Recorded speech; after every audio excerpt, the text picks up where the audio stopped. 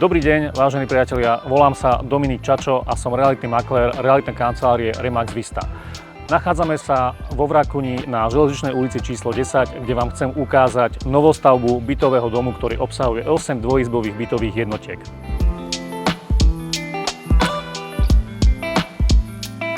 Rád by som vám ukázal týchto 8 bytov, z čoho 3 byty na prízemí majú predzáhradky, 3 byty na prvom nadzemnom podlaží majú vlastné balkóny a 2 byty na vrchnom poschodí majú terasy po obvode svojich bytov.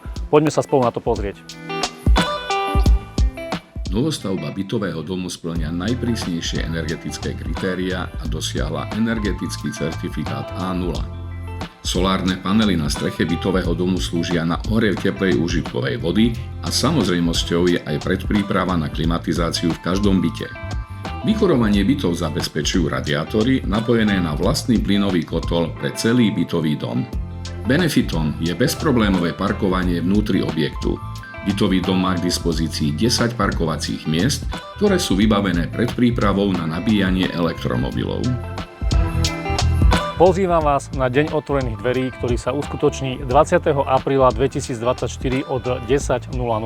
Každému z vás sa bude venovať realitný maklér, finančný poradca a pre každého z vás tu bude k dispozícii interiérový dizajner. Ale pozor, ponuka miest na tento open house je limitovaná. Je potrebné sa zaregistrovať na tomto odkaze.